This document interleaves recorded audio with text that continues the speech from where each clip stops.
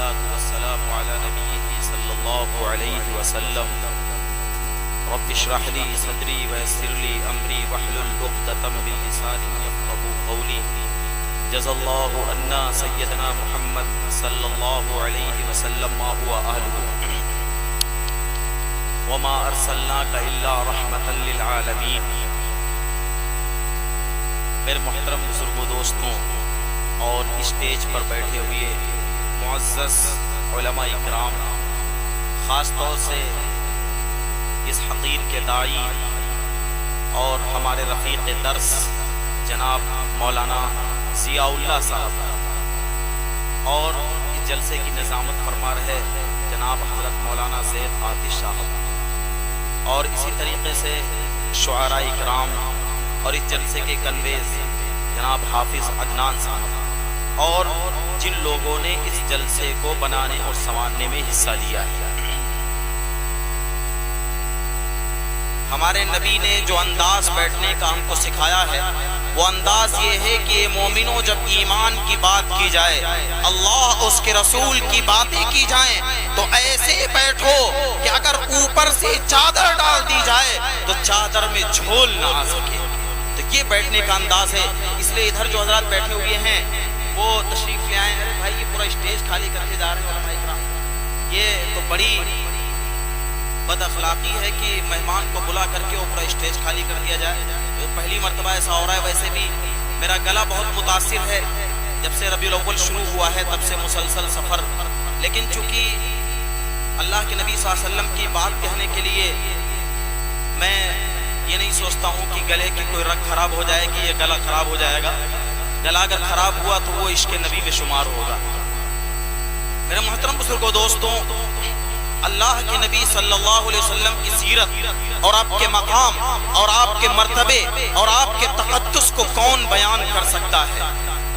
اب اتنا سمجھو کہ وجہ تخلیق کائنات، یعنی اللہ کے نبی صلی اللہ علیہ وسلم کو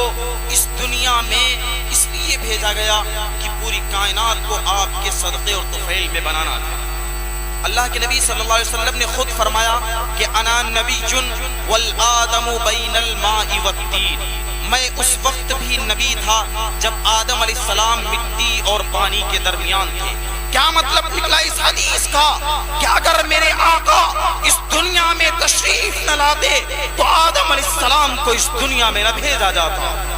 آدم علیہ السلام جب اس دنیا میں تشریف لاتے ہیں اور آپ کے جانے کا وقت ہوتا ہے تو آپ اپنے بیٹے کو نصیحت کرتے ہیں کہ اے بیٹا، اس دنیا میں کسی چیز کی ضرورت پڑے تو محمد کے وسیلے سے مانگ لینا۔ بیٹا کہتا ہے کہ ابا جان، دنیا کے سب سے پہلے انسان تو آپ ہیں، آپ سے پہلے اس دنیا میں کوئی نہیں آیا، یہ محمد کہاں سے آ گئے؟ تو اللہ کے نبی حضرت آدم علیہ السلام نے فرمایا، اے بیٹے سن، بات اتنی سی ہے کہ اگر اللہ کو اس دنیا میں محمد عربی صلی اللہ علیہ وسلم کو نہ بھیجنا ہوتا تو اے میرے بیٹے، تیرے باپ آدم کو بھی اس دنیا میں نہ بھیجا جاتا۔ کیا مطلب نکلا اس حدیث کا؟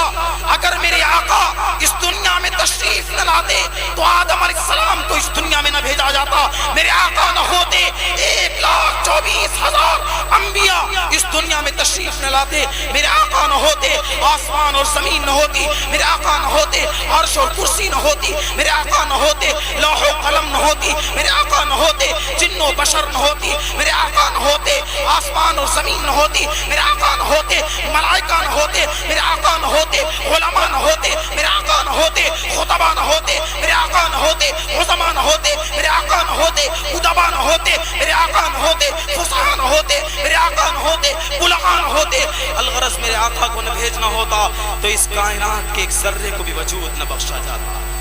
شاعر کہتا ہے، وجود فطرت کے سر ورق پر جو نام احمد رقم نہ ہوتا، یہ نقش ہستی ابھر نہ سکتی، وجود لوح و قلم نہ ہوتا۔ شاعر مشرق علامہ اقبال کہتے ہیں کہ نہ ہو یہ پھول تو بلبل کا ترنم بھی نہ ہو، چمن دہر میں کلیوں کا تبسم بھی نہ ہو، یہ نہ ساقی ہو تو پھر میں بھی نہ ہو، خم بھی نہ ہو، بس میں توحید بھی دنیا میں نہ ہو، تم بھی نہ ہو، خیمہ افلاک کا استادہ اسی نام سے ہے، نبض ہستی تپش آمادہ اسی نام سے ہے۔ یہ ساری چیزیں،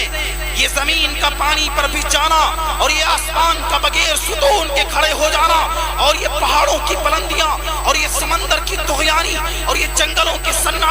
اور یہ شیر کی دہاڑ، یہ سانپ کی فنکار، ان تمام چیزوں کو ہمارے اور آپ کے آقا، میرے آقا، میرے مولا، کل جہان کے آقا، کل جہان کے مولا، کالی کملی والے، جگر گوشہ آمینہ، یتیم عبداللہ، سید الاولین والآخرین، سید الراکعین، سید الساجدین، سید الشاہدین، سید الانبیاء والمرسلین، شہنشاہ بطحہ، تاجدار مدینہ، سرور کائنات، رحمت عالمیہ، صفوت آدمیہ، تتمہ دور زمان، کہہ دیجئے جناب محمد الرسول اللہ صلی اللہ علیہ وسلم کے صدقے اور طفیل میں بنایا گیا۔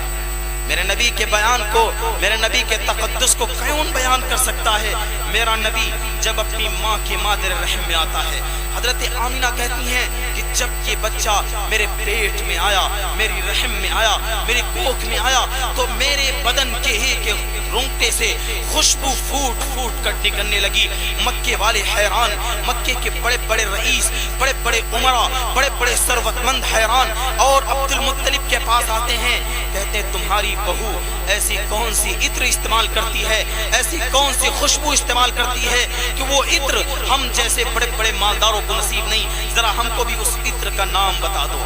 عبد المطلب آتے ہیں حضرت آمینہ کے پاس اور شرماتے ہوئے کہتے ہیں اے بہو، اے میری بیٹی، تم یہ بتا دو تم کون سی عطر استعمال کرتی ہو؟ تمہارے بدن کی خوشبو سے مکے کی گلیاں معطر ہو گئی ہیں۔ مکے کے بڑے بڑے رئیس یہ جاننا چاہتے ہیں کہ یہ عورت کون سی عطر لگاتی ہے۔ حضرت آمینہ جب یہ سنتی ہیں تو آپ کی آنکھوں سے آنسو جاری ہو جاتے ہیں، کہتے ہیں اے میرے خسر، اے میرے ابا جان، مجھے عطر کون لا کے دیتا؟ میرے شوہر تو اس دنیا سے رخصت ہو گئے ہیں۔ مجھے خوشبو کون لا کے دیتا؟ میرے شوہر اس دنیا سے رخصت ہو چکے ہیں۔ لیکن میرے خسر، جب سے یہ بچہ میرے پیٹ میں آیا ہے، جب سے یہ بچہ میرے کوکھ میں آیا ہے، اس وقت سے لے کر کے آج تک میرے جسم کے ایک ایک رونگٹے سے خوشبو پھوٹ پھوٹ کر نکلتی ہے، اور اس خوشبو نے مکے کے پوری گلیوں کو معطر کر دیا۔ اور یہیں تک نہیں ہے، بلکہ میں جب رات کو سوتی ہوں تو چاند آ کر کے مجھے سلامی دیتا ہے، جب میں رات میں سوتی ہوں تو ستارے آ کر کے سجدہ کرتے ہیں، میں جب دن میں چلتی ہوں تو ایک آسمان کا ٹکڑا، ایک ابر کا ٹکڑا آ جاتا ہے، میرے اوپر سایہ کر لیتا ہے۔ جب میں چلتی ہوں تو وہ ابر کا ٹکڑا بھی چل دیتا ہے، میں جب رک جاتی ہوں تو وہ ابر کا ٹکڑا بھی رک جاتا ہے، میرے اوپر ایک دھوپ کی کرن نہیں پڑنے دیتا۔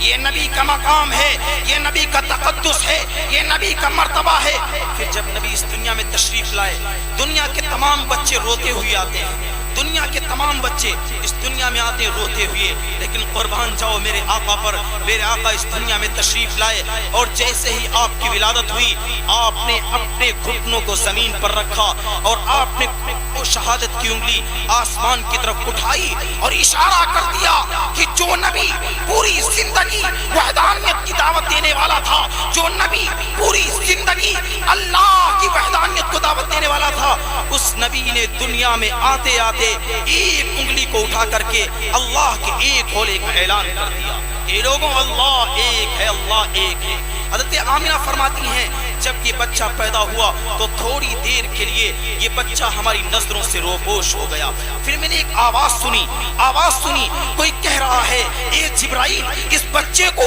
پیش کر دو، مشرق میں پیش کر دو، مغرب میں پیش کر دو، شمال میں پیش کر دو، جنوب میں پیش کر دو، اور اعلان کر دو آ گیا خاتم الانبیاء، آ گیا امام المرسلین، آ گیا۔ حضرت آمینہ کہتی ہیں عبد المطلب سے کہ اے میرے خسر، اے میرے والد، میں نے اس جیسا بچہ تو کبھی نہیں دیکھا۔ عبد المطلب کہتے ہیں تم تو گھر میں رہتی ہو، تمہارا باہر آنا جانا نہیں ہوتا، لیکن میں شام جاتا ہوں، میں عراق جاتا ہوں، میں دوسرے ملکوں میں جاتا ہوں تجارت کے لیے، لیکن میں نے بہت ساری جگہوں پر بچوں کو دیکھا، لیکن اس جیسا بچہ میں نے نہیں دیکھا۔ جبریل امین آتے ہیں، اعلان کرتے ہیں آفاقہا گردیدام مہرے بوتا ورزیدام بسیار خوبا دیدان ولیکن تو چیزیں دیگری۔ اے آمینہ تم ایسا بچہ کہاں سے دیکھتی؟ اے عبد المطلب تم ایسا بچہ کہاں سے دیکھتے؟ اللہ نے جب سے اس کائنات کو بنایا اور سوارا، ایسا کوئی بچہ بنایا ہی نہیں۔ جس سانچے میں میرے محبوب کو بنایا گیا اس سانچے کو بنانے کے بعد توڑ دیا گیا کہ اب قیامت تک اس جیسا کوئی بچہ نہیں بنایا